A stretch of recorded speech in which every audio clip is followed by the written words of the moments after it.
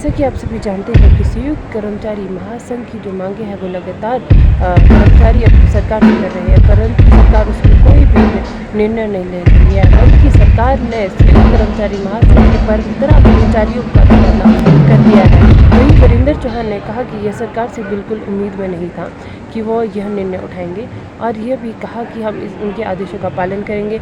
और क्या कहना है वीरेंद्र चौहान का, देखिए इस खास रिपोर्ट में। स्थानांतरण तो एक नियमित प्रक्रिया है और स्थानांतरण होते भी हैं, और लेकिन मेरा से जो स्थानांतरण हुआ है वो शॉर्ट टेन्योर में हुआ है और बहुत सारे फैक्टर्स थे। उस बात को लेकर हमने न्यायालय में भी उसको चुनौती दी थी। दुर्भाग्य ये है कि न्यायालय ने उसको सही ठहराया है।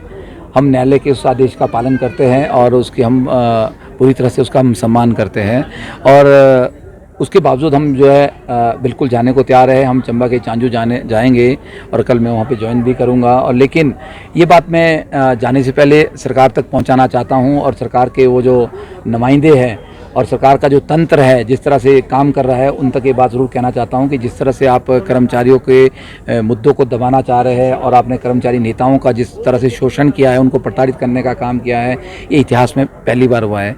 ना इससे पहले इस तरह से कभी हुआ है, ना आगे आने वाले समय में ऐसा शायद होगा। अगर सरकार और विभाग ये सोच रहा है कि हम कर्मचारियों को के लीडर्स को, उनके नुमाइंदों को प्रताड़ित करके कर्मचारियों की आवाज़ को दबा देंगे या उनकी बातों को अनसुनी कर देंगे, तो मुझे लगता है कि ऐसा होने वाला नहीं है। आपने देखा होगा कि पहली बार ऐसा हुआ है एक डेमोक्रेटिक सेटअप में। 3 दिन पहले मैं खबर पढ़ रहा था कि कोई भी कर्मचारी नेता अब जो है संगठनों में 5 साल से ज़्यादा नहीं पद पे रह पाएगा, या दूसरे टेन्योर से ज़्यादा वो जो है पद पे लिए उसके लिए एलिजिबल नहीं होगा। और साथ में ये भी कहा कि आपको जो है वो डिपार्टमेंट से एनओसी लेना पड़ेगा। तो बड़ा दुर्भाग्यपूर्ण आदेश है। लोकतंत्र को ख़त्म करने का प्रयास जो है विभाग के द्वारा और इस सरकार के द्वारा किया जा रहा है। तो मैं ये भी कहना चाहता हूँ, क्या इस तरह के आदेश और निर्देश और इस तरह के रूल रेगुलेशन सरकार ने अपने लिए बनाए? क्या मुख्यमंत्री का टेन्योर सिर्फ 5 साल का होगा, उसके बाद वो मुख्यमंत्री के कैंडिडेट का नहीं होगा? क्या जो एमएलए कैंडिडेट होते हैं, एमएलए चुनाव लड़ते हैं, क्या दूसरे टेन्योर के लिए उसको एनओसी नहीं मिलेगा? क्या वो एमएलए तीसरी बार चुनाव नहीं लड़ सकता है? क्या एमएलए को मैक्सिमम 1 या 2 टेन्योर मिलते हैं? अगर एक एमएलए 6 बार 7 बार एमएलए बन सकता है, मुख्यमंत्री 5 बार बन सकता है, तो कर्मचारी नेता 5 बार क्यों नहीं बन सकता? अगर डेमोक्रेटिक तरीके से कर्मचारियों का विश्वास उस पर है, कर्मचारियों की लड़ाई कोई कर्मचारी लड़ रहा है, तो कर्मचारी लोग उसको चुनेंगे। तो मुझे लगता है कि सरकार उसमें हस्तक्षेप क्यों कर रही है? कर्मचारियों के यूनियंस के अपने कॉन्स्टिट्यूशंस होते हैं, अपना संविधान होता है, वो संविधान के अनुसार वो गवर्न करती है बॉडियां। तो मुझे लगता है कि सरकारों का भी अपना सिस्टम होता है, पार्टीज का अपना संविधान होता है। तो सरकारों को इन चीज़ों में हस्तक्षेप करने से पहले अपने अंदर झांक लेना चाहिए। आपने देखा होगा एक बार मैं कहूँ तो गांधी जी से के पास कोई लेडी आई कि मेरा बच्चा गुड़ खाता है, तो आप इसको बताओ कि गुड़ ना खाए। तो उन्होंने बोला कि कल जरूर मेरे पास आना, आज नहीं, मैं बताऊँगा इसका कारण क्या और इसको कैसे छुड़ाना है। तो दूसरे दिन आए, उन्होंने बोला बेटा गुड़ नहीं खाना, गुड़ के ये नुकसान होते हैं। तो उस लेडी ने कहा कि ये बात तो आप कल ही बोल सकते थे। कहते कल तक मैं खुद गुड़ खाता था, अब मैंने गुड़ खाना छोड़ दिया, इसलिए मैं इसको खुद शिक्षा दे रहा हूँ। तो सरकारों को इन चीज़ों में हस्तक्षेप करने से पहले अपने अंदर झांक लेना चाहिए। आपने देखा, एक बात तो ये कहना चाहिए, कर्मचारी महासंघ बनाया था जिसने 6ठे वेतन आयोग की पे एनोमली को उजागर किया। बहुत बड़ी एनोमली है। मुझे लगता है आज हिमाचल प्रदेश का बच्चा हर कर्मचारी इस बात को समझ रहा है कि 6ठा वेतन आयोग में हिमाचल का कर्मचारी पंजाब से कितने हज़ार रुपये बेसिक में पीछे गया, एक साथ लगे हुए आदमी। और गया तो क्यों गया? जबकि हम पंजाब को शत उसी रूप में जो है 6ठे वेतन आयोग के रूप में उसको फॉलो करते हैं, बेसिक के रूप में। उस बेसिक में अगर 5,000 या 10,000 तक की बेसिक का अंतर है तो सरकार की नाकामी है, बहुत बड़ा एक धोखा, एक बहुत बड़ा छल हिमाचल सरकार ने कर्मचारियों से किया। वो हमने कैलकुलेट करके कर्मचारियों को बताया।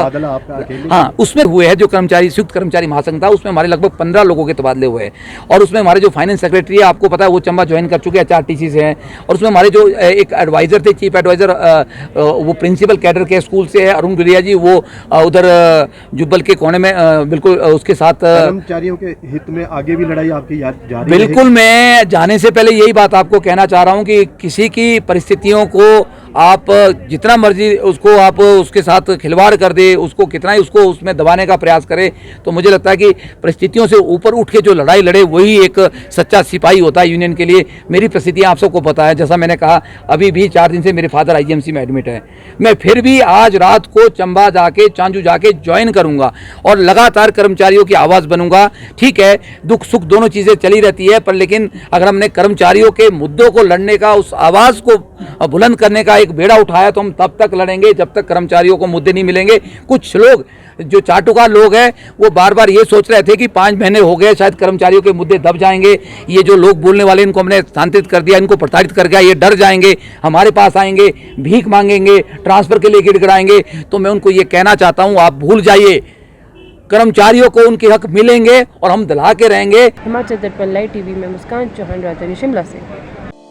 गोल्ड या डायमंड की खरीदारी का सोच रहे हैं तो विजिट करें राजेंद्र ज्वेलर्स, जो आकर्षक उपहार के साथ देते हैं बेहतर सेवाएं। 916 हॉलमार्क्स गोल्ड और डायमंड ज्वेलरी बहुत ही कम बनाई की लागत के साथ। हमारे यहाँ आप खरीद सकते हैं शादी के आकर्षक डिजाइन से बनी ज्वेलरी। तो आइए और खरीदारी कीजिए और कीजिए अपनों को खुश। राजेंद्र ज्वेलर्स, नजदीकी शून्य मंदिर सोलन, या कॉल करें 9816130423 9625682430।